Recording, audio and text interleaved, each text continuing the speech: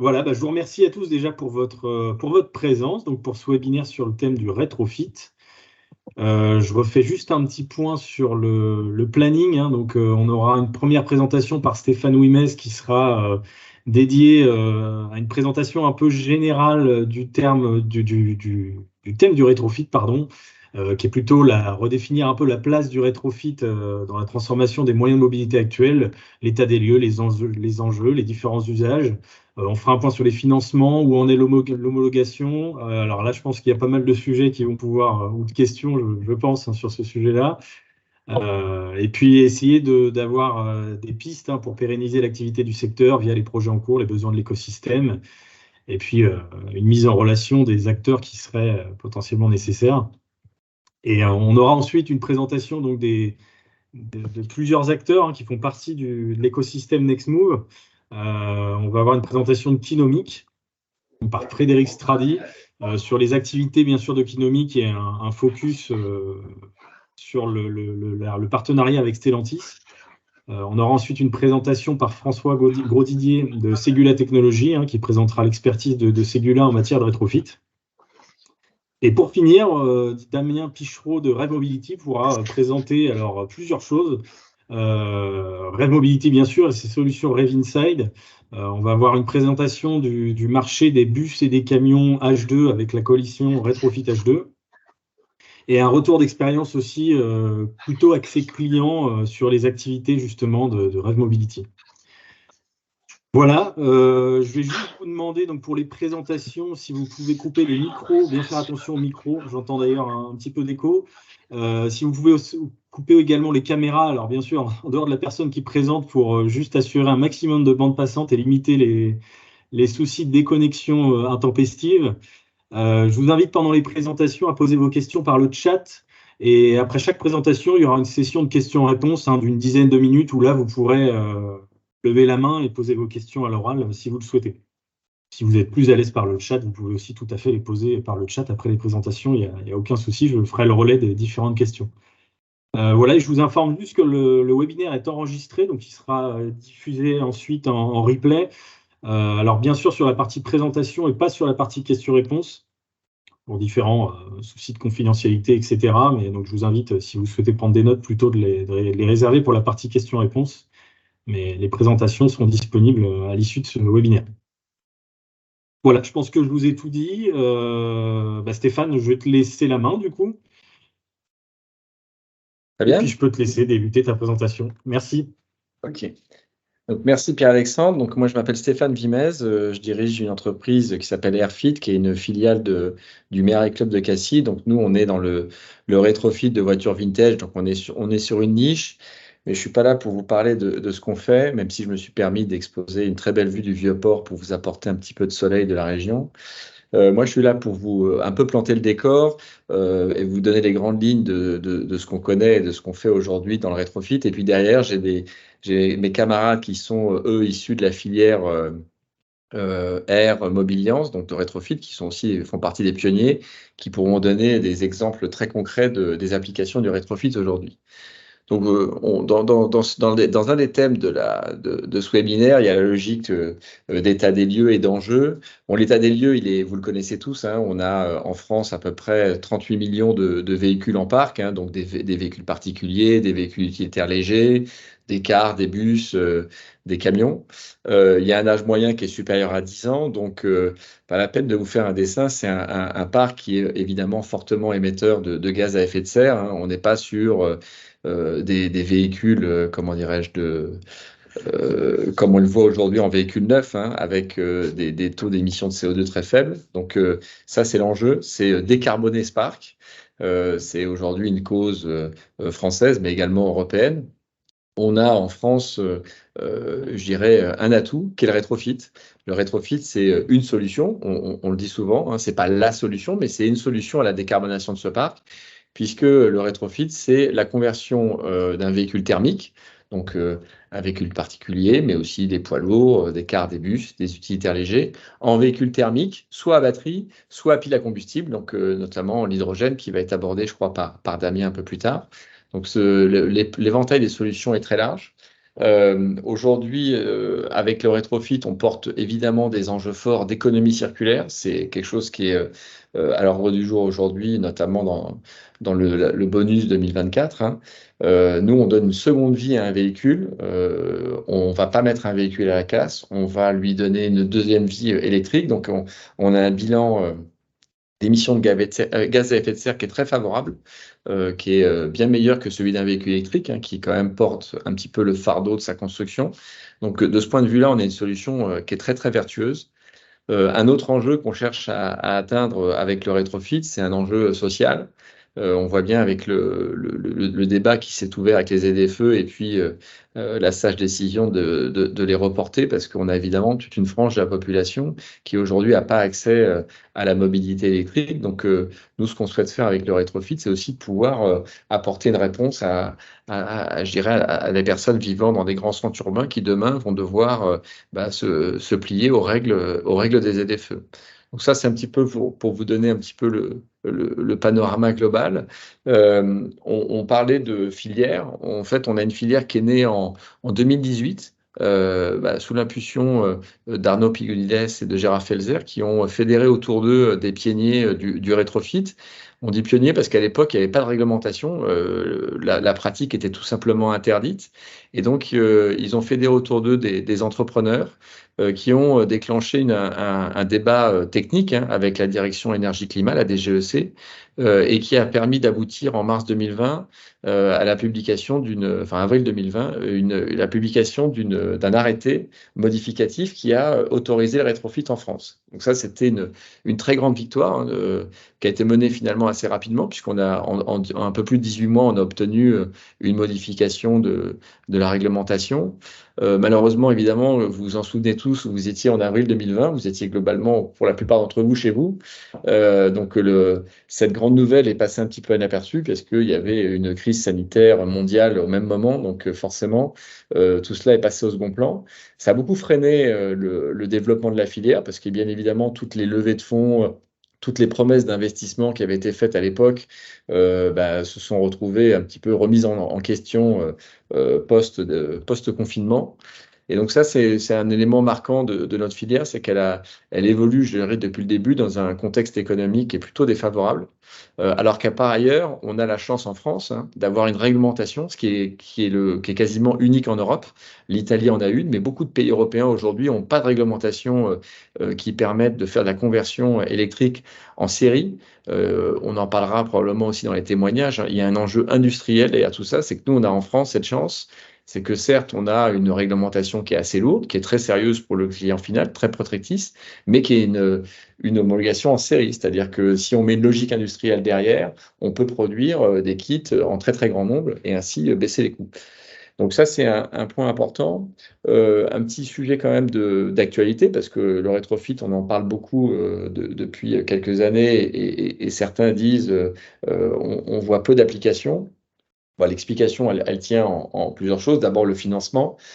Beaucoup d'acteurs ont eu des difficultés à accéder à des solutions de financement. Le plan de relance, qui était quelque chose de tout à fait indiqué pour le rétrofit, il a été largement ciblé pour permettre aux constructeurs de restructurer leur outil industriel. Donc, c'est sûr il a été vraiment orienté pour cela.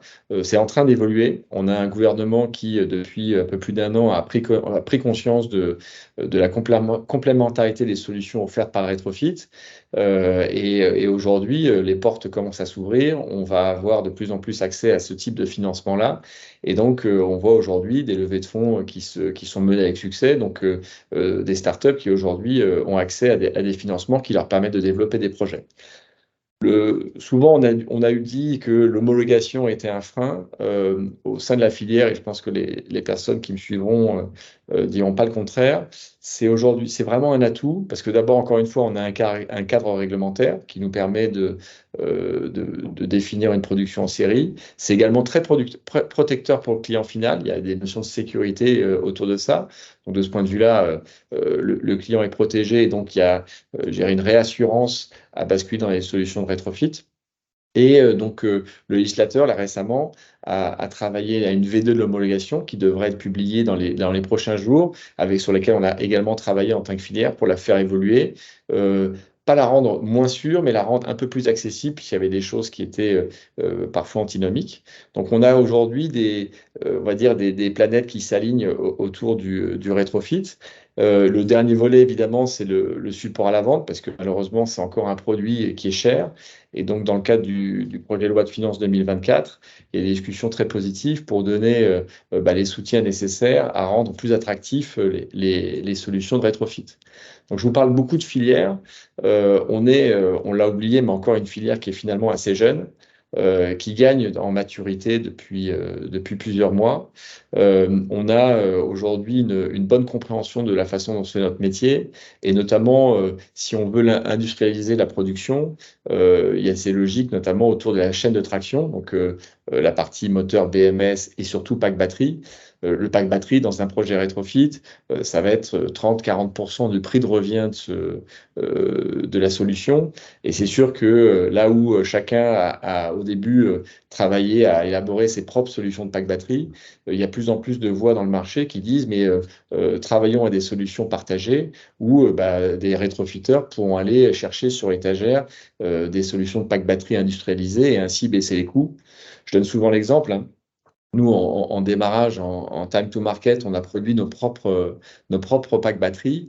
Et donc, on était sur un prix de revient aux alentours de 350-400 kWh, 400 euros du kilowattheure, pardon. Donc, quand vous avez un pack batterie qui fait 10-15 kWh, qui sont des petits packs batteries, hein, on est entre 4 à 6 000 euros de prix de revient. Là où un constructeur, finalement, quand il produit aujourd'hui un pack batterie, il est à moins de 100 euros du kilowattheure. Donc ça veut dire, vous imaginez, on pourrait diviser quasiment par 4 le coût de ce pack. Donc ça donne des belles perspectives quant à l'industrialisation de ces solutions rétrofit. Donc ça, c'est vraiment un enjeu important. Un deuxième signe très positif, c'est la partie distribution, parce que dans le rétrofit, il y a deux métiers. Il y a effectivement le constructeur qui conçoit et qui industrialise le pack batterie. Et puis, il y a les installateurs, parce qu'évidemment, si on veut faire quelque chose de massif, il faut des gens, un réseau d'installateurs. Et ça a été une des motivations très fortes à rejoindre Mobiliance l'année dernière, qui, je dirais, fédère tout l'aval de la filière automobile, et notamment les réseaux d'entretien-réparation, qui eux-mêmes se posent des questions sur l'avenir de leur métier et qui sont aujourd'hui très désireux de pouvoir intégrer cette filière rétrofit sur la partie installation. Et ça, c'est un point très important parce qu'aujourd'hui, on a un accueil très positif de ces garages qui sont prêts à être formés pour pouvoir demain installer des kits rétrofit dans des voitures particulières, dans des véhicules utilitaires légers, dans des deux roues, puisque ça fait partie des solutions proposées. Donc ça, c'est un point aussi extrêmement important.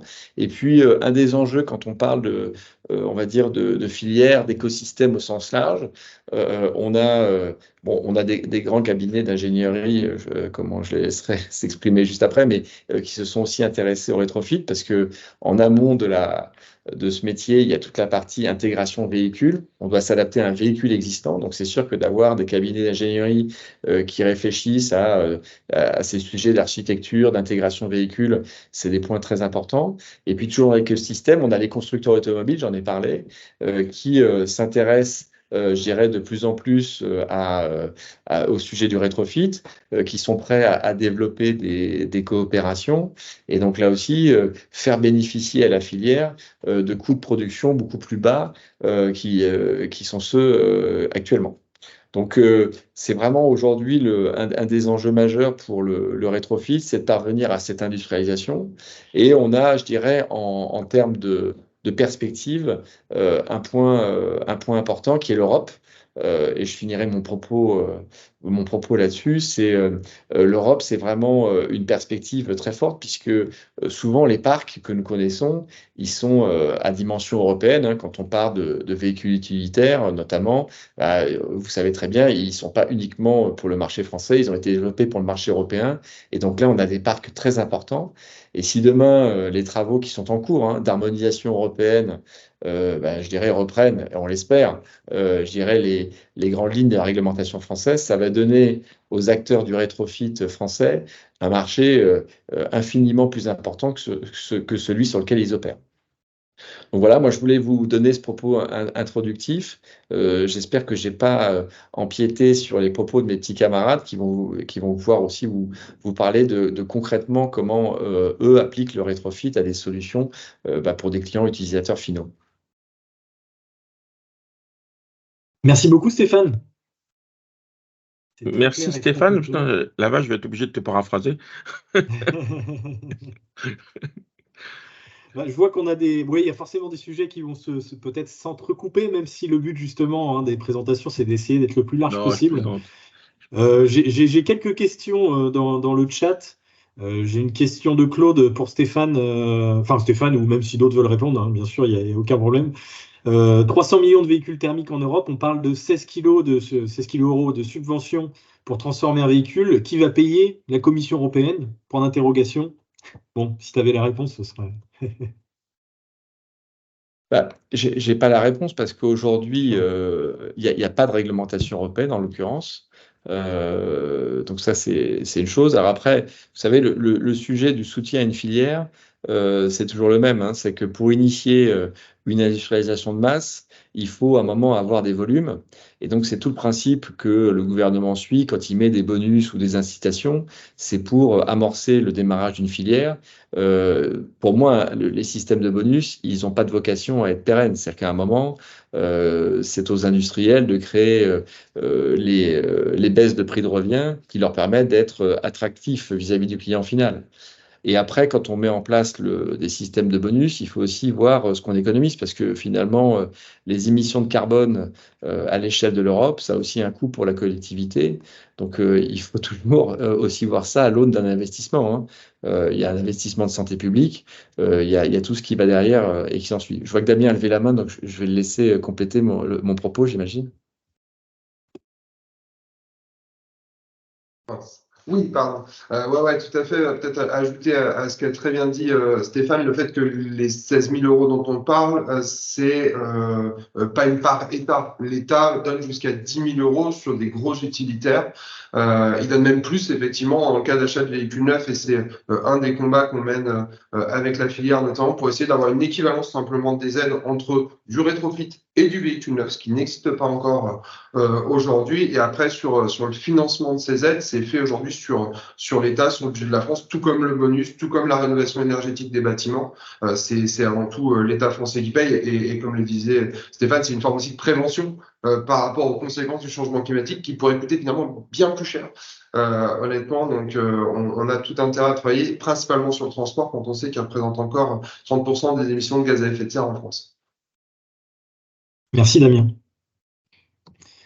J'ai une question ensuite d'Alain qui demande, après la conception, industrialisation, distribution, qu'en est-il de la garantie du kit de rétrofit, mais aussi de sa maintenabilité et de son diagnostic?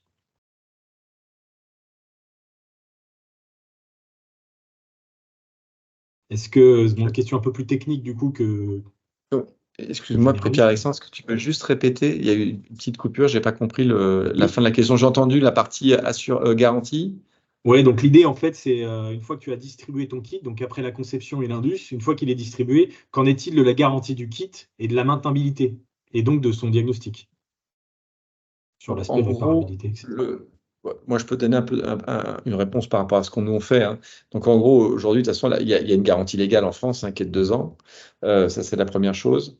Et après, chaque rétrofiteur aura sa politique commerciale autour de la garantie. Mais bien évidemment, aujourd'hui, les clients, ils ont besoin de réassurance autour des packs batteries, notamment. Donc, le travail du rétrofiteur, c'est d'avoir des niveaux de garantie sur ces packs batteries qui soient compatibles avec l'attente de ses clients. Donc, évidemment, au-delà de 2 ans, parce que c'est toujours ça qui fait peur aux consommateurs. Et puis, la partie, je dirais, diagnostic, on a aujourd'hui cette chance, c'est que dans le réseau français, hein, c'est que le véhicule électrique est une réalité. Et donc, beaucoup de membres du réseau ont été formés au diag. On a même des solutions, je dirais, de diag à distance qui existent. Donc aujourd'hui, l'électrique, on n'a pas d'énormes craintes sur la partie après-vente parce qu'on est sur des chaînes de traction qui sont relativement fiabilisées. Je dirais par rapport à un véhicule thermique, hein, j'entends. On a des sujets d'entretien qui sont quand même moins lourds. Et il faut évidemment former et organiser son réseau de pause et d'après-vente. Mais pour nous, c'est pas l'enjeu majeur. L'enjeu majeur, c'est de réassurer le client sur la qualité de la solution qu'on lui propose. Mais l'organisation de l'après-vente, aujourd'hui, on a des bases installées en France qui sont très solides. Ok, merci. On a une dernière question très rapide, juste de Cyprien, qui nous dit, quand on parle de bilan vertueux des véhicules électriques, on ne prend pas en compte, est-ce qu'on prend en compte le bilan CO2 total issu de la production du pack batterie? Oui, exactement. Quand je disais, alors, j'ai dit très rapidement, mais comment dirais-je, c'est l'ADEME qui avait fait son rapport sur le rétrofit en avançant en fonction des solutions, hein, VP, VU, VI, mais en moyenne, on avait un bilan d'émissions de gaz à effet de serre de 50% inférieur à celui d'un véhicule électrique, parce que effectivement, un kit rétrofit, il porte au départ l'empreinte carbone de la création de son pack batterie, mais c'est la seule empreinte qui doit amortir sur sa durée de vie. Alors qu'un véhicule électrique neuf, on a l'empreinte carbone de la fabrication de l'ensemble du véhicule. Donc c'est la grande force du rétrofit qui, en plus, je rappelle, évite la mise à la case d'un véhicule qui, elle aussi, a une empreinte carbone. Donc dans les analyses de cycle de vie qui ont été faites, le bilan du rétrofit, il est extrêmement positif, et notamment vis-à-vis d'un véhicule électrique neuf.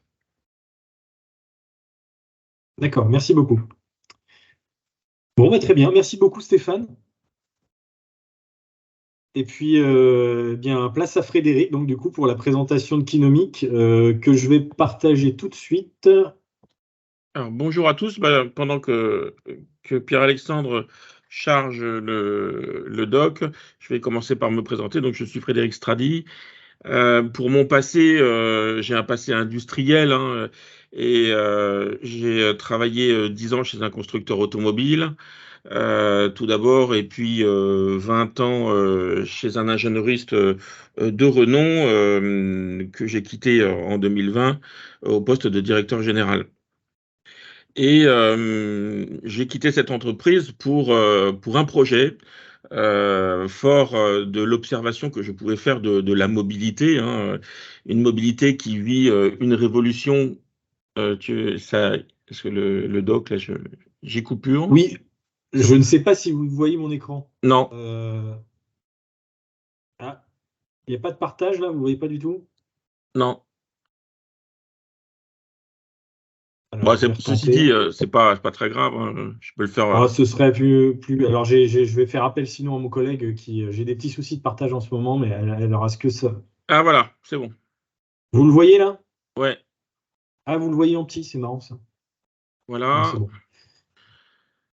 Donc je disais, Alors, Kinomic s'est créé sur la base de l'observation de l'évolution de la mobilité, une mobilité qui vit sa révolution comme on en vit une fois tous les 100 ans, une révolution d'usage, car on a cette conviction que nos enfants ne consommeront pas la mobilité de la même manière que nous. Ça, c'est ce qu'on voit aujourd'hui pour ceux qui ont des enfants en âge de commencer à conduire. Une révolution technologique, car il échappe à personne aujourd'hui que les parts de marché de véhicules électriques comme l'hydrogène commencent à grimper, à tel point que d'ailleurs l'électrique, ce mois-ci, hein, je crois, a dépassé celle du diesel. Cependant, on peut le dire, hein, on est encore qu'à la préhistoire et que de nombreuses évolutions technologiques vont avoir lieu sur ces technos, même si je fais partie de ceux qui ne renient pas le thermique. Et une révolution réglementaire, car là, ça échappé à personne également. La mise en place des ZFE, même si ça paraît chaotique et que c'est remis toujours au lendemain. Et de la même manière, on assistera à la fin du moteur thermique, même si une fois de plus, on on aura des niches pour la combustion hydrogène ou pour les e-fuels, par exemple. Et j'ai cette conviction également que la mobilité de demain sera définie en définitive en fonction des usages. Voilà, donc ça c'est le point de départ de Kinomic. On est arrivé effectivement sur un projet à la base, si tu peux passer la première slide, Pierre-Alexandre, la suivante. Voilà. On est arrivé, nous, dans un marché du rétrofit ou de la filière, qui était une filière émergente, avec des protagonistes qui se débattaient pour développer leurs activités. Et fort de cette observation, nous avons décidé de créer notre entreprise sur la base tout d'abord d'une expertise connue et reconnue. Alors certaines boîtes américaines pourraient vous faire l'addition du nombre d'années d'expérience de nos collaborateurs. Je ne sais pas où on en est, mais on est déjà à plusieurs siècles. Et puis, donc nous, vraiment, ça a été notre leitmotiv de créer une entreprise, d'abord d'ingénierie, pour répondre aux défis du rétrofit. Et les défis, quels sont-ils en définitive? Pour moi, il y a 3 enjeux au rétrofit aujourd'hui pour en favoriser l'émergence, la massification. C'est d'abord un défi technologique, parce que il est évident que on a différents segments de marché dans le rétrofit. On a les véhicules vintage, les poids lourds, les véhicules utilitaires légers, et chacun trouvera sa place. Cependant, plus le véhicule va être récent, plus on va être confronté à des problématiques liées à, alors je vais éviter de peut-être pas rentrer dans la technique pure, mais liées à l'intersystème, c'est-à-dire le fait de faire discuter une chaîne de traction qui n'a pas du tout été conçue pour le véhicule, avec une architecture véhicule qui est récente et qui amène des points liés à la cybersécurité, par exemple, etc., etc. Donc, ça présente une difficulté majeure dès lors qu'on veut rétrofiter des véhicules récents. Le deuxième enjeu concerne la réglementation, et là, je ne vais pas paraphraser Stéphane, qui en a déjà dit beaucoup sur l'homologation. C'est une opportunité, mais à la fois une difficulté qu'une homologation par type, parce que ça nécessite d'avoir une vision globale de la production des véhicules qu'on souhaite rétrofiter. Donc ça, c'est le deuxième enjeu. Et le troisième concerne l'industrialisation qui, à mon sens, sera la seule voie pour rendre abordable le rétrofit, et ça passera par la massification, parce que le véritable enjeu est là, c'est de pouvoir proposer des solutions de rétrofit et de conversion pour un maximum d'usagers. Donc, en ce qui concerne Kinomic, nous nous sommes tout d'abord attelés à ce premier enjeu, qui est l'enjeu technologique, au travers de solutions que nous avons développées. Car moi, j'aime reprendre cette image-là, hein, c'est que quand on fait une action de rétrofit, le rétrofit est une action technique qui a pour vocation de changer le cœur thermique du véhicule en cœur électrique, et Kinomic, dans cette opération, recrée le réseau neuronal du véhicule et lui redonne son intelligence. Ceci de manière à lui permettre de conserver toutes ses fonctions de sécurité et de confort. Je parle de ça sur un véhicule moderne. Donc c'est comme ça qu'est né Kinomic, et c'est comme ça que nous avons basé le développement de départ de notre entreprise sur la technologie et l'innovation. Et d'ailleurs, à ce propos, nous avons concouru et gagné différents concours à l'innovation en présentant nos composants et nos projets. Tu peux continuer.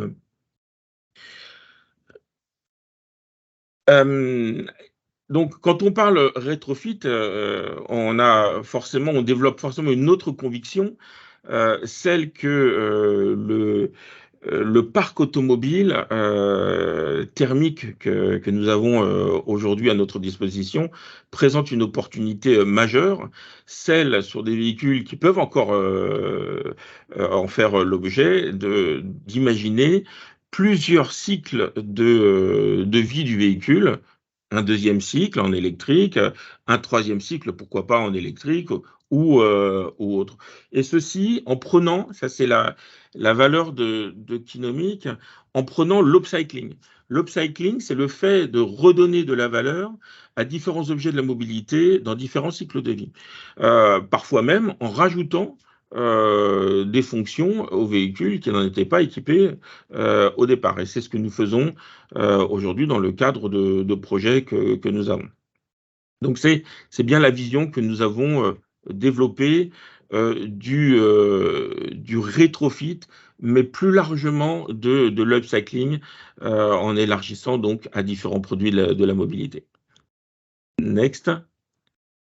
Alors, aujourd'hui, Kinomic, vous le savez, c'est une entreprise, une jeune entreprise qui est née en 2021, avec un projet qui lui est né en 2020, mais qui est encore assez peu connu, ou quand Kinomic est connu, est souvent connu dans l'ombre de Stellantis, puisque nous travaillons actuellement dans le cadre de développement de chaînes de traction pour du rétrofit, et ceci pour des véhicules utilitaires, comme l'a communiqué Stellantis l'année dernière, et ceci dans un périmètre Europe. Donc ça, c'est le cadre général de notre collaboration. Mais ce qu'il faut noter, tu peux passer à la page suivante, ce qu'il faut noter, c'est que en définitive, nous co-développons et nous avons co-investi dans ce sens-là une chaîne de traction. Même aujourd'hui, on tend à plusieurs chaînes de traction pour des véhicules utilitaires légers.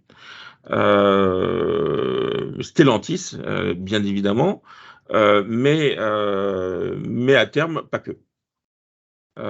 Et nous travaillons donc aujourd'hui sur différentes familles de véhicules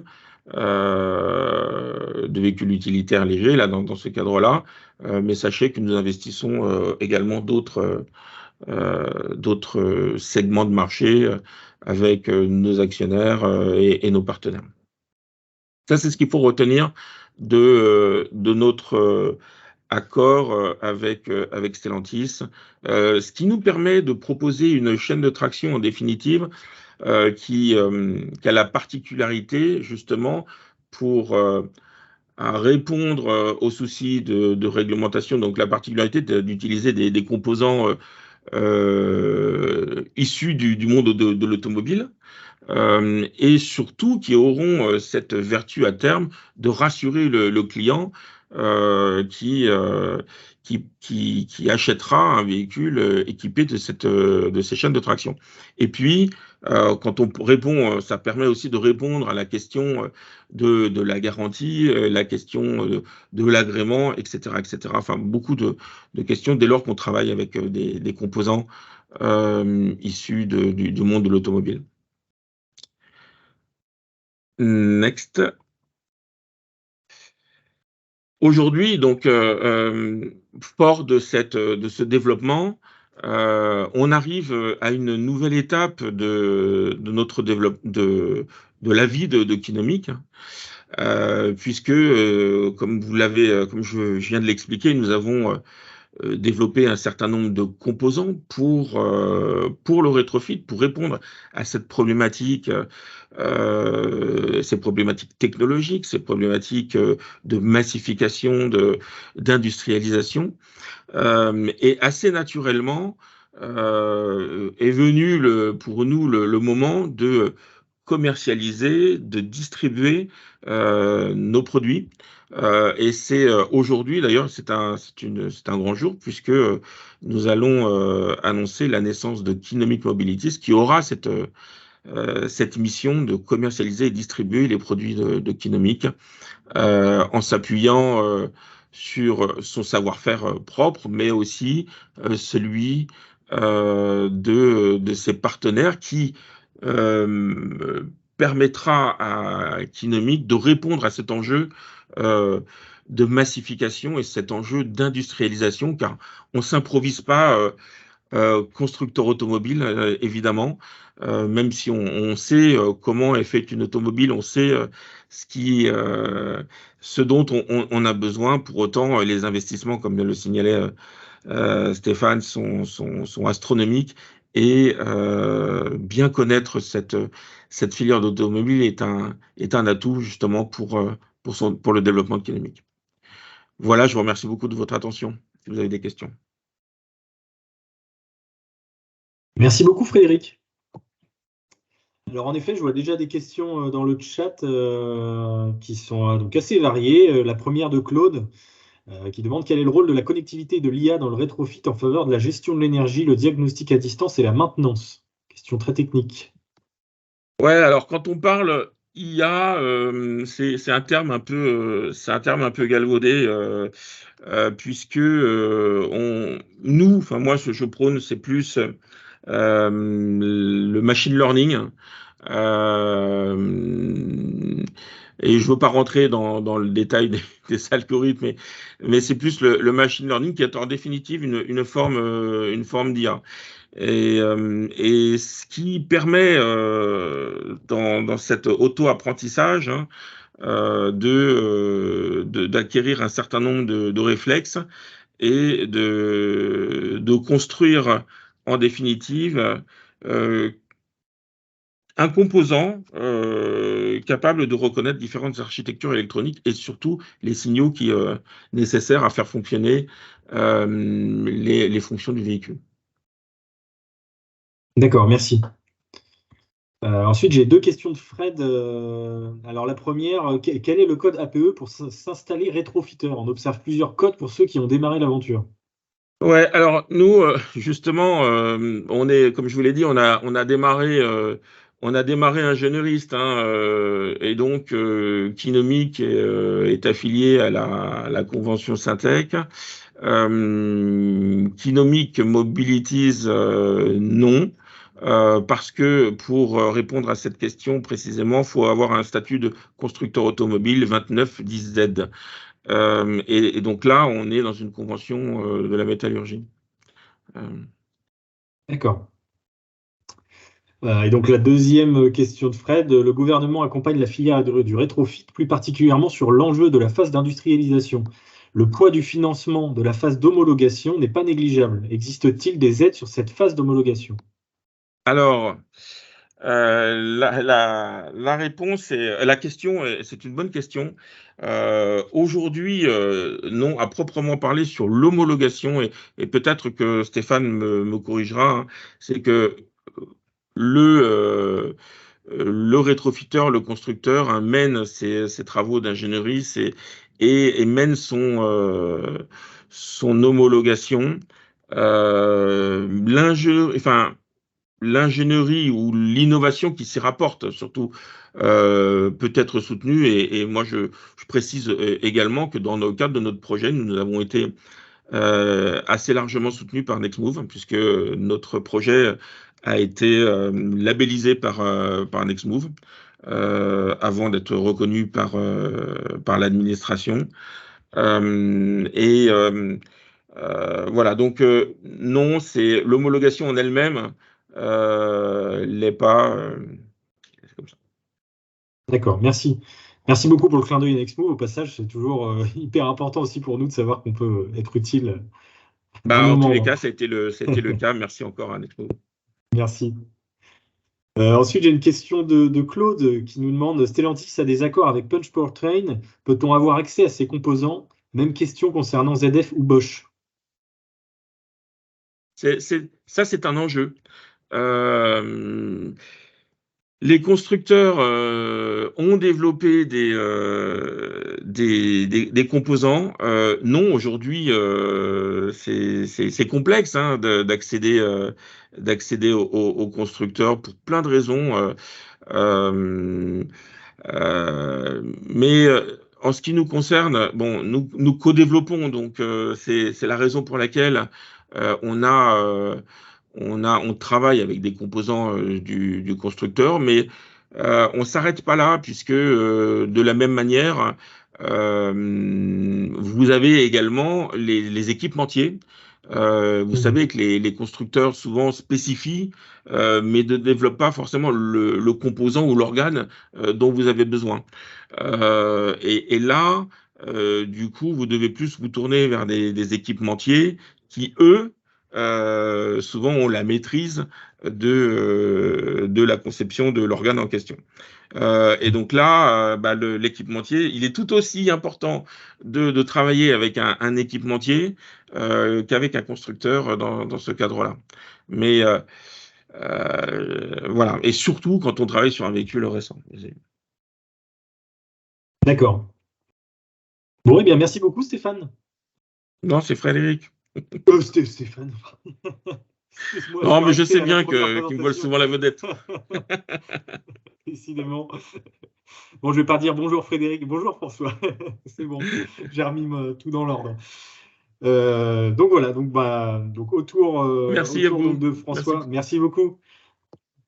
Donc pour une présentation des activités de Ségula en matière de rétrofit.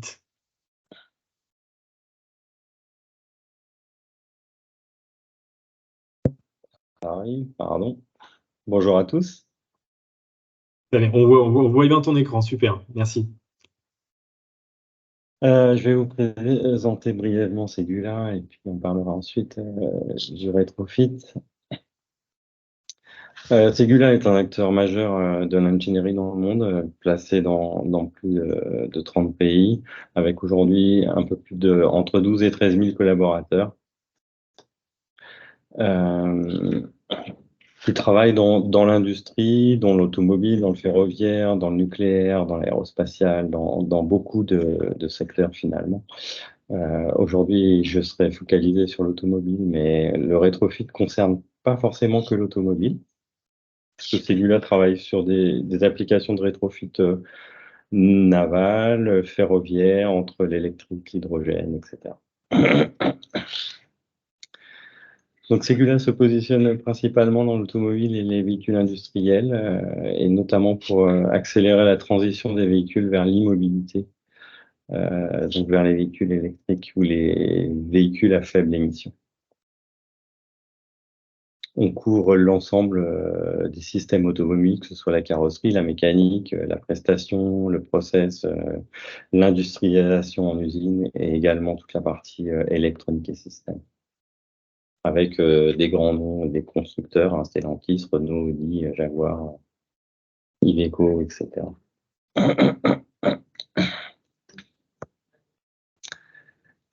Nous sommes mandatés sur des missions d'expertise en électrification avec plusieurs grands comptes pour l'électrification de leur flotte.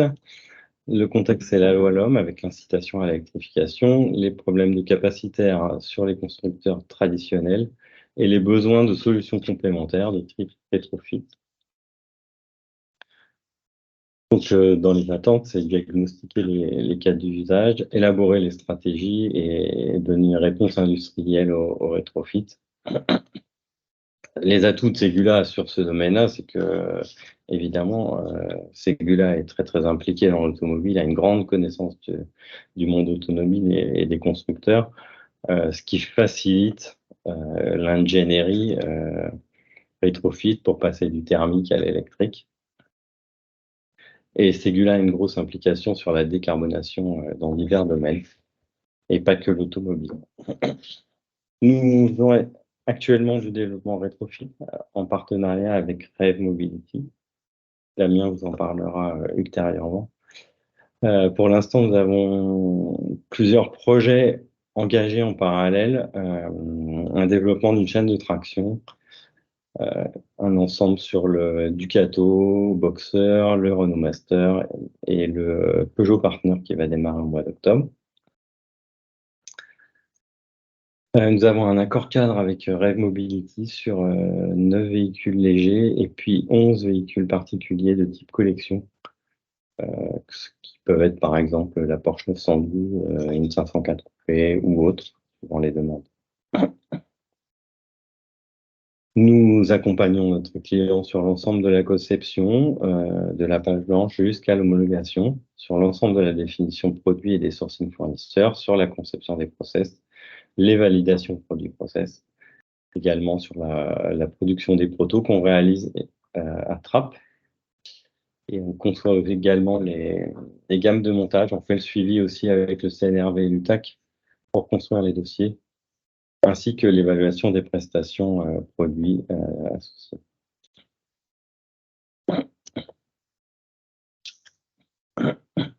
En interne, nous sommes adhérents de l'association R et investis dans l'écosystème du rétrofit. Nous avons fait déjà des tests rétrofit en dehors de REV sur des bases de systèmes électriques existants. Nous avons implanté un système de Zoé 22 kW dans un Caddy Volkswagen. Et on est passé d'un Caddy thermique à un Caddy électrique à partir des composants de la Renault Zoé. Notre premier business de rétrofit aujourd'hui est avec Rev Mobility, en développement une chaîne de traction sur la base d'un moteur Punch Powertrain, avec une implantation du moteur de manière transversale, pour avoir un kit qui passe d'un véhicule à l'autre et que le kit soit transversalisable d'un projet à l'autre.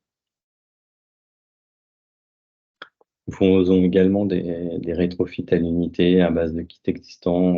On l'a fait sur un Volkswagen T3, sur une Porsche 912 également. Et puis on répond à différentes consultations qui sont sur les flottes gouvernementales et privées.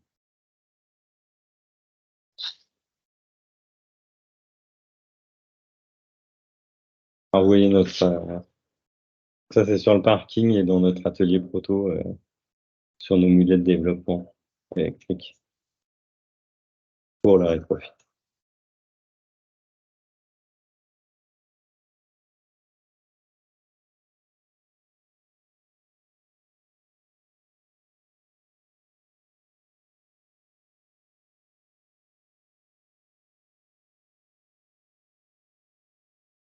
Donc le rôle de Ségula, en fait, on s'occupe de gérer, de faire globalement toute l'ingénierie de la voiture, de la recherche et développement, de l'avant-projet jusqu'à la pré-série, en passant par le développement, les validations et l'homologation des véhicules, pour participer au sourcing du kit et de la prévente. Nous suivons également la formation des monteurs. Nous assurons la formation des monteurs pour le déploiement du rétrofit. Et nous mettons en place également des flying doctors pour le suivi et la prévente une fois que les kits sont commercialisés sur les véhicules.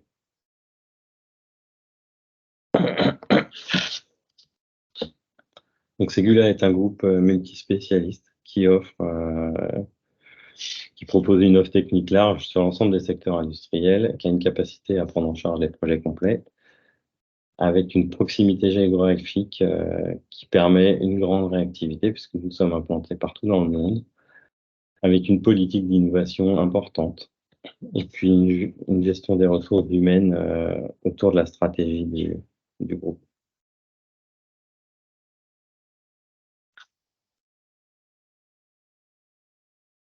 Merci beaucoup, François.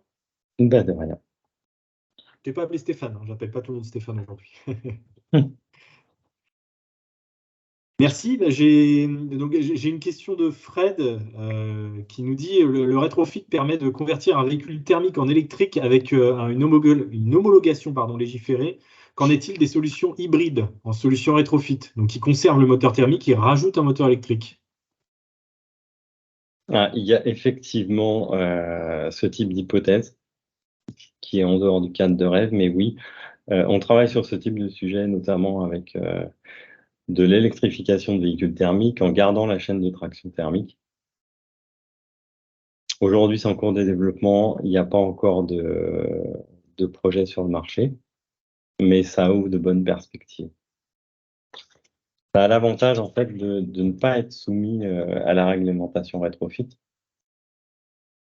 puisque le moteur ne change pas de carte grise en fait. En réalité, il reste dans la solution thermique et il a une homologation hybride. L'homologation n'est pas encore tout à fait claire sur ce cas-là. On voit que le rétrofit ouvre des perspectives. Tu as fait mention de Naval, entre autres. On voit bien que c'est des perspectives qui sont très, très larges. Oui, on fait du rétrofit naval, ce qui est intéressant aujourd'hui, et également sur du ferroviaire où on passe des locomotives diesel, soit en électrique, soit en hybride hydrogène. D'accord. Notamment avec Alstom. D'accord, en effet. Je ne sais pas si on n'a pas d'autres questions dans le chat. Si quelqu'un voulait prendre la parole, c'est tout à fait possible. Bon, je pense que les questions se recoupent de toute façon en fonction des interventions. Vous avez des sujets qui sont assez similaires. Donc, Ce que je peux rajouter, c'est qu'il y a une vraie complexité technique dans le rétrofit et une vraie difficulté qui est finalement de réhomologuer un véhicule thermique et de reconstruire ce véhicule pour pouvoir implanter les kits et le système électrique dans un véhicule où on ne maîtrise pas forcément la technique, puisque ça appartient aux constructeurs, et les constructeurs aujourd'hui ne donnent pas leurs données, notamment sur la partie électronique avec toutes les messageries CAN, etc. Et ça pose un certain nombre de difficultés et on a besoin de beaucoup de réseaux pour arriver à gérer ça, et ce n'est pas à la portée de tout le monde. En effet, c'est une vraie expertise, très large. Bah, merci beaucoup, François. Pas de rien, merci à vous. Donc, Damien, maintenant, je vais te laisser la main.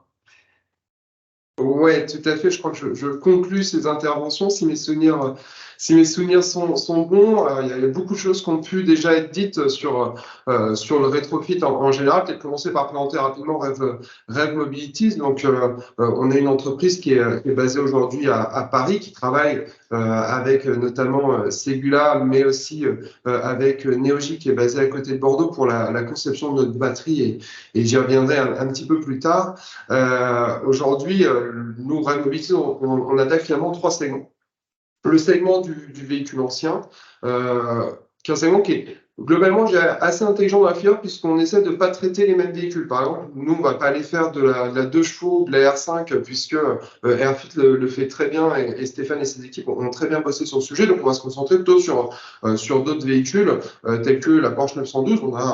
Également, on est en train de travailler sur la Fiat 500, sur Volkswagen T3, et en fait, il y a une très très forte demande sur ces véhicules qui sont des véhicules de cœur, et où finalement, ça permet d'attirer de nouveaux usagers sur du véhicule ancien, qui sont attirés par le look et l'esprit du véhicule, mais qui ne se voient pas mettre les mains dans le cambouis au quotidien et qui n'utilisent peut-être pas assez justement pour pouvoir derrière s'en servir pleinement et s'assurer qu'à chaque fois qu'il tourne la clé, le moteur démarre. Et là, je pense que toutes les personnes qui ont eu un véhicule ancien savent de quoi je veux parler. Une autre branche qui est là, une autre marque qui est Red Professional, qui là travaille sur le véhicule utilitaire léger, qui a la particularité d'être multimarque. C'est-à-dire que on traite du groupe Stellantis, du Renault, du Mercedes également, avec pour le coup énormément de complexité, comme l'a très bien dit François Grosdidier juste avant, sur la particularité qui est de faire fonctionner finalement le véhicule qui existe, qui lui a son propre langage finalement, avec une chaîne de traction qu'on va lui apporter et de réussir à faire fonctionner chacun des langages et à traduire chacun des langages pour pouvoir faire fonctionner dans un parfait état de sécurité et de fiabilité nos véhicules qui propose aussi une garantie importante de l'ordre de 5 ans sur le kit et 3 ans ou 100 000 km sur la batterie. Et enfin, une dernière marque qui là est Rev Bus & Truck, qui travaille sur le véhicule lourd. en partenariat cette fois-ci avec un rétrofitter allemand. C'est le premier consortium européen, c'est Papermotion, qui est spécialiste sur le rétrofit de Mercedes avant tout, donc des bus, des poids lourds et des cars également, qui sont homologués en Allemagne, qui circulent en Allemagne et que nous importons de manière exclusive et que nous commercialisons en France. Et on espère bientôt pouvoir homologuer notamment le premier bus C1 Facelift de chez Mercedes, qui est un bus qui est extrêmement produit et commercialisé sur le marché français. Peut-être ajouter par rapport à ce qu'ont dit mes camarades précédemment, et ça rejoint une des questions sur laquelle je me suis permis de répondre aussi en texte sur le chat, c'est que la particularité du rétrofit, c'est que nous ne sommes pas, contrairement à un constructeur traditionnel, dans une forme de course à l'autonomie, en vouloir toujours plus, aller chercher demain 300, 400, 500 km d'autonomie avec une batterie, parce que on est finalement assez limité par la réglementation, grâce ou à cause d'ailleurs, je ne sais pas, et je me garderai de tout commentaire aujourd'hui sur ce point, mais de se dire que, après tout, on a des usagers qui aujourd'hui nous disent, moi, au quotidien, je fais 160 km. Ce qui est déjà assez haut, sincèrement. 160 km, donc on couvre vraiment 80% des usages de tous les artisans, par exemple, français. Eh bien, à quoi ça me sert, considérant que mon véhicule revient tous les soirs à la base, à quoi ça me sert d'avoir 400 km? Si ce n'est à les payer beaucoup plus cher, si ce n'est à consommer beaucoup plus et à émettre beaucoup plus de polluants et de gaz à effet de serre du fait qu'il y a une masse plus importante à déplacer. Bien, dans le cadre justement du rétrofit, on va mettre la juste quantité de batterie qui va nous permettre de faire un petit peu plus finalement que ce besoin de 160 km qui va nous permettre d'aller jusqu'à 200 km, environ 170-200 km sur du véhicule utilitaire léger en termes d'autonomie pour pouvoir répondre à l'ensemble des usages. Mais nous réfléchissons même à aller un peu plus loin, c'est-à-dire qu'on a aujourd'hui des usagers qui nous disent « mais moi je ne fais même pas ces 160 km et vous me vendez toujours en réalité 70 km quotidiens et 70 km d'autonomie, trop important ». Et donc, nous réfléchissons également à proposer une offre avec une batterie qui soit même encore inférieure, de l'ordre de 110 à 120 km, parce que ce qui coûte cher, c'est ce qu'a dit Stéphane tout à l'heure, dans la chaîne de valeur du rétrofit, finalement, c'est la batterie. C'est d'avoir une batterie qui soit homologuée R100 révision 2. C'est ce qui coûte réellement très très cher. Nous sommes en train de développer avec notre partenaire Neogy. Et donc derrière, clairement, moins on met de batterie, plus on baisse le coût. Et donc ça devient de plus en plus intéressant pour le consommateur final. Nous, il faut savoir que le consommateur, justement, on remet, je pense que vous n'avez pas la voir parce que je suis en flou, parce que mon arrière-plan n'est pas très sexy, mais on remet à chaque fois un calculateur d'économie à nos clients, et j'ai fait un test par exemple sur un Peugeot Boxer, un artisan qui fait 20 000 km par an, qui a 4 000 euros d'équipement sur le véhicule, ce qui n'est pas rare, hein, c'est 4 000 euros, c'est un intérieur bois, c'est un attelage, c'est une galerie et une échelle, par exemple, et peut-être un peu plus d'équipement inter-étagère et autres, mais c'est pas rare du tout. S'il achète un véhicule neuf, ça lui coûtera être déduite aux alentours de 45 000 euros pour rééquiper de la même manière et avoir finalement le même véhicule avec le flocage et un véhicule neuf, évidemment. Et si on est sur un rétrofit, on va arriver à un peu moins de 26 000 euros pour le coup. Et sur 10 ans, on fait 23 600 euros d'économie sur le carburant, 2 000 euros d'économie sur l'entretien, et surtout, on évite 43 tonnes de CO2, c'est l'équivalent de 4 hectares de forêt.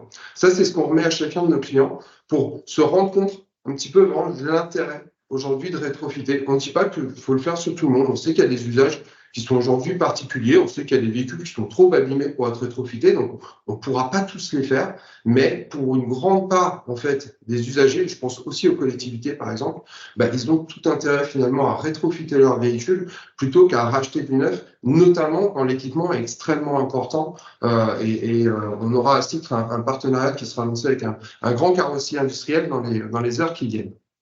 Donc ça, c'est pour parler un petit peu du marché et des avantages pour l'artisan, notamment pour l'usager. Mais on va un peu plus loin et parler peut-être effectivement du véhicule lourd qui n'a pas été abordé jusqu'à maintenant. Il faut savoir qu'en France, on a 90 000 bus, on a 600 000 camions. Il représente de très très fortes émissions et l'ADEME dit d'ailleurs que c'est là où on a le plus à gagner, c'est quand on rétrofite un bus par exemple, c'est 87% de gaz à effet de serre en moins aujourd'hui. Donc pour le coup, c'est un véritable avantage aujourd'hui que l'on peut avoir sur ce type de véhicule. Un bus neuf électrique coûte aux alentours de 550 000 euros. On divise le prix par deux. En gros, avec un bus rétrofité, en sachant que la particularité sur les bus, c'est qu'on ne fait pas on ne sait pas. Nous, on va se concentrer sur vraiment la partie rétrofit de la chaîne de traction, mais il y a aussi une remise à neuf, du châssis, parce que assez souvent, il a subi les affres du temps, et deux, de l'intérieur pour pouvoir le moderniser et aussi le remettre en état et proposer quelque chose à l'usager, et là, je parle vraiment aux usagers du bus, aux passagers, qui soit extrêmement correct et qui soit très propre, très beau. Donc là-dessus, c'est quelque chose qui est extrêmement important. Et ce marché du bus, il est réellement en train de monter aujourd'hui parce que les collectivités s'y intéressent. Alors, il faut savoir que dans les collectivités, on a finalement deux discours. On a d'un côté une volonté politique qui est d'avoir sur certaines lignes des véhicules qui soient des vitrines, qui soient des fers de lance, qui soient de l'hydrogène, qui soient pourquoi pas demain des véhicules autonomes, qui aient des LED partout, qui aient des petits écrans partout. Mais ce qu'on leur dit, et ils sont assez conscients de ça, c'est qu'à côté de ça, on a des petites lignes qui sont les lignes qui sont utilisées au quotidien, celles qui passent dans tous les quartiers, qu'on voit un peu moins, enfin on les voit quand on y fait attention, mais qui sont extrêmement importantes. Elles sont peut-être pas utilisées par les touristes, mais elles revêtent une importance qui est quand même primordiale, et c'est sur ces lignes-là qu'on leur dit qu'il faut se concentrer également et que le rétrofit peut avoir un intérêt. En gros, c'est oui, encore une fois, acheter du neuf, on ne s'oppose pas du tout au véhicule neuf. Par contre, pensez aussi aux usagers périphériques, entre guillemets, qui sont ces usagers qui vont prendre votre bus tous les jours, et non seulement ceux qui habitent dans les rues où passent ces bus n'ont pas à subir les désagréments d'un bus diesel, tant en termes de pollution qu'en termes de bruit également, mais en plus, c'est du confort supplémentaire pour les usagers, pour les passagers et aussi pour le conducteur. Et ça, on a eu la chance de faire essayer notre bus un peu partout aujourd'hui en France, et partout, on nous a dit il y a beaucoup moins de fatigue pour le conducteur parce qu'il n'y a pas de vibration. On est sur une boîte qui est automatique. On garde en plus avec le rétrofit des batteries qui sont placées au plus bas. Donc, en termes de conduite, c'est extrêmement agréable. Donc, pour le coup, c'est quelque chose, c'est des retours d'expérience vraiment qu'on a qui sont extrêmement importants. Enfin, peut-être pour conclure, parler aussi rapidement de l'hydrogène. On a beaucoup parlé du rétrofit batterie. On a aussi même abordé la question de l'hybridation, qui n'est pas, je tiens à le dire, quand même du rétrofit à proprement parler, puisque ce n'est pas intégré à la réglementation et à l'arrêté de mars 2020 qui fixe les conditions d'homologation du rétrofit. Et pour le coup, on n'est pas sur de la décarbonation intégrale. Et on ne connaît pas encore forcément aussi les conséquences en termes de consommation, puisque là, pour le coup, on peut imaginer, même si je ne suis pas un fin connaisseur de technologie, moi j'étais en politique, j'étais député avant, je n'étais pas ingénieur, mais on peut imaginer que les véhicules soient un petit peu plus lourds, donc peut-être entraînant aussi une petite surconsommation. Donc pour l'instant, ce n'est pas intégré en tout cas à l'arrêté rétrofit, et donc c'est des kits d'hybridation, mais ce n'est pas du rétrofit à proprement parler. Mais bon, on va pas jouer sur les mots. Par contre, l'hydrogène, lui, est pleinement intégré à la réglementation de mars 2020. Et il y a également un marché.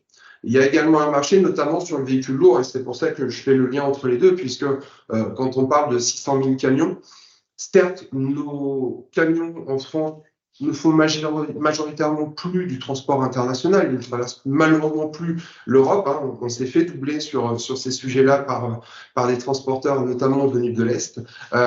Mais pour le coup, ils se concentrent sur du transport régional avec en moyenne 350, 400, voire un peu plus de kilomètres chaque jour.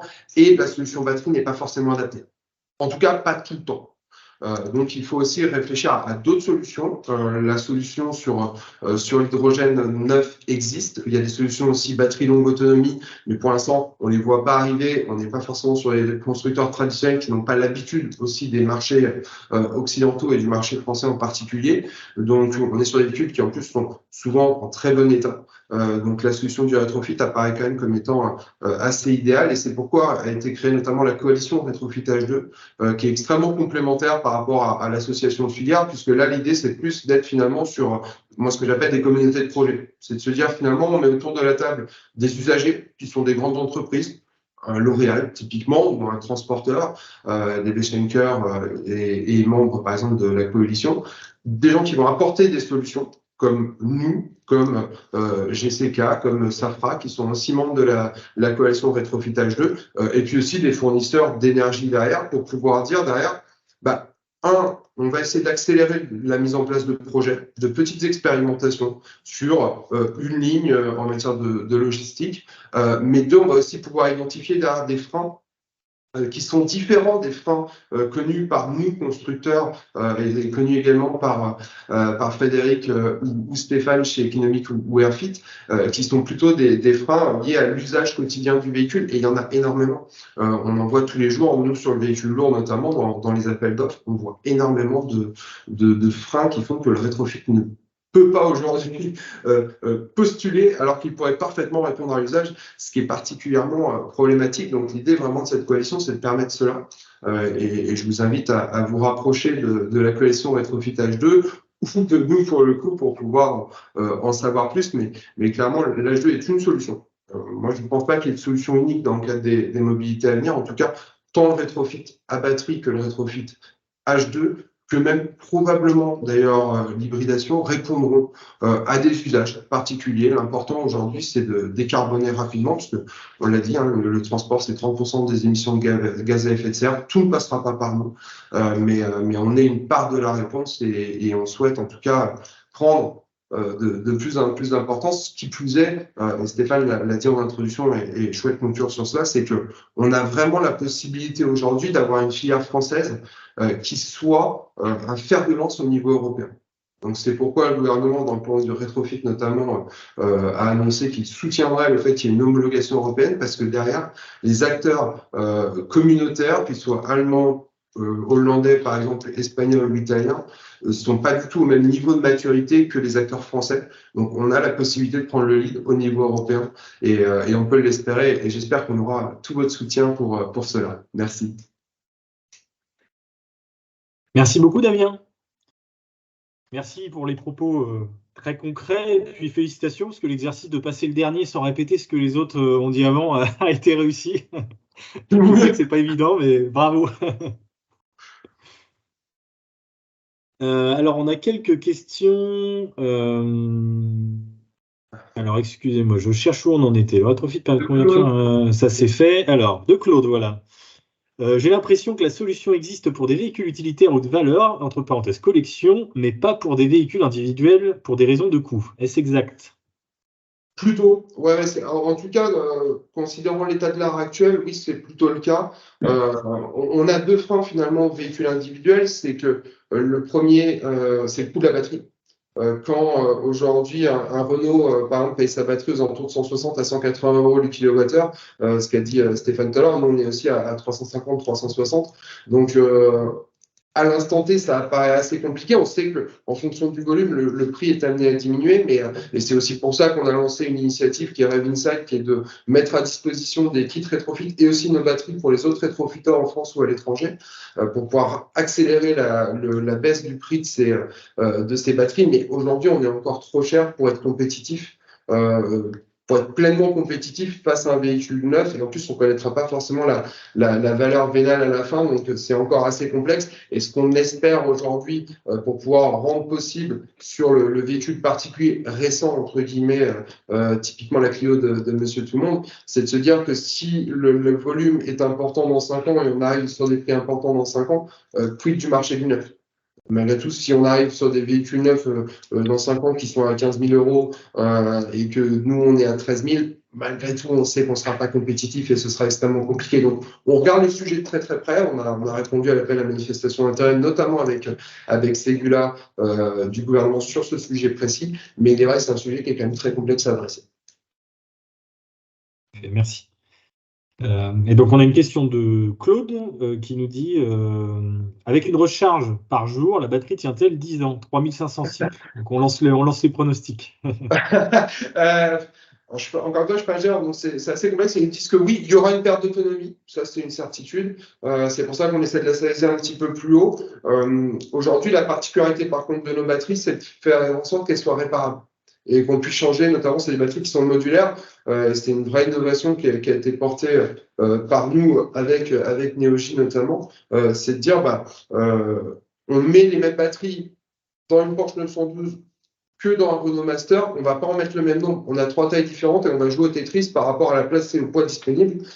Et donc, cela fait aussi que derrière, en cas de choc, notamment d'accident ou en cas d'usure, on ne peut changer s'il y a un problème qu'un seul module. Donc ça, c'est une vraie avancée. Il y a une réparabilité de la batterie qui est là. Sur le fait de tenir 10 ans, tout dépend de l'usage, sincèrement. On n'est pas forcément sur des usages peu intensifs. Probablement, c'est probablement faisable. Par contre, sur de l'usage intensif, probablement pas, effectivement. En tout cas, il faudra la remplacer avant. Merci. Bon, eh bien, si on n'a pas d'autres questions, on va s'arrêter ici. Dernière question, personne. Ah, si, une dernière d'Alain. Si d'aventure la taxation au kilomètre des véhicules électriques était imposée par le législateur, la filière rétrofit a-t-elle quantifié l'impact sur son marché? Non, honnêtement, j'étais, comme je dis, j'étais député, moi j'étais en politique il n'y a pas longtemps. J'ai du mal à croire qu'on arrivera à une taxation au kilomètre des véhicules électriques. On n'a déjà pas réussi à le faire sur les véhicules polluants quand on a essayé. Donc je vois assez peu comment on peut le faire, étant donné qu'il y a quand même un challenge d'électrifier, en tout cas de décarboner massivement les parcs roulants dans les prochaines années. Donc non, Stéphane pourrait peut-être mieux répondre que moi, mais je ne pense pas que la filière ait fait d'études d'impact aujourd'hui si telle chose arrivait, mais de toute façon, enfin, quand même ça arrivera, on a toujours très très peu de chiffres, donc c'est assez complexe. Il est clair que, et on en revient à ça, si on arrive à une électrification massive du parc demain, il y a un manque à gagner pour l'État qui est hyper important en matière de TICPE notamment, et qui devra être compensé, puisque même, on va être clair, transparent entre nous, quand bien même il y aura des coûts en moins pour la Sécu dont on nous parle toujours, ça ne compensera pas quand même la manne aujourd'hui de la TICPE. Bon, on a quelques années quand même avant d'être tranquille, même si on aimerait que ça aille plus vite, on est encore tranquille quelques années. Très bien, merci beaucoup. Merci à vous d'avoir présenté tous ces sujets, Damien, François, Frédéric et Stéphane. Vraiment, vraiment, merci beaucoup. C'était très intéressant. Je pense que bon, le sujet du rétrofit, on voit bien que c'est un sujet qui est très complet, très vaste. On pourra en parler pendant très longtemps et c'est assez difficile en l'espace d'un. Là, vous voyez, on a eu 1h13 de webinaire, donc c'est assez compliqué d'être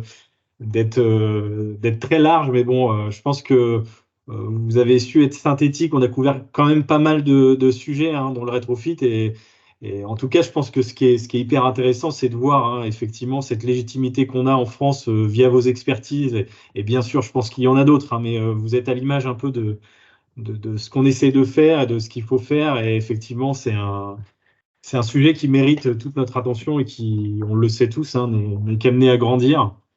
Et on en a déjà parlé beaucoup avec Stéphane et je pense qu'on a un peu ce côté-là tous de dire qu'on parle beaucoup de véhicules électriques, etc. Et c'est pas la solution, c'est une solution, comme le rétrofit en est une. Et je pense que c'est effectivement la somme de tout ça qui fera qu'on arrivera à l'objectif final de décarboner tout ce parc automobile. Donc voilà, encore merci à tous. Et puis merci bien sûr à tous les présents aussi d'avoir assisté au webinaire et n'hésitez pas à nous contacter alors chez Nextmove. Alors je sais que beaucoup d'entre vous se connaissent, j'imagine, donc je pense que là je ne serai pas là pour faire les mises en relation, mais si vous avez d'autres questions à l'avenir, si vous avez, voilà, je vois peut-on avoir les contacts des présentateurs. Je pense que vous, en tant que présentateur, je ne pense pas que vous ayez de soucis avec ça, mais n'hésitez pas. Si vous souhaitez qu'on évite de transmettre vos contacts, mais je ne pense pas que ce soit le but de participer à des webinaires. De mon côté, c'est fait. Oui, vous pouvez le mettre, oui, complètement. Vous pouvez le mettre dans le chat comme ça si vous souhaitez être contacté. Et puis n'hésitez pas aussi à nous contacter nous chez Nextmove. Je vais mettre mon adresse aussi. Et puis il y a même d'autres sujets, d'autres choses à dire. On est là aussi pour essayer de parler de tout ça. Donc n'hésitez pas. Merci beaucoup. Merci Pierre-Alexandre, merci à tous. Merci, à bientôt, au revoir. À tous. À bientôt, merci beaucoup.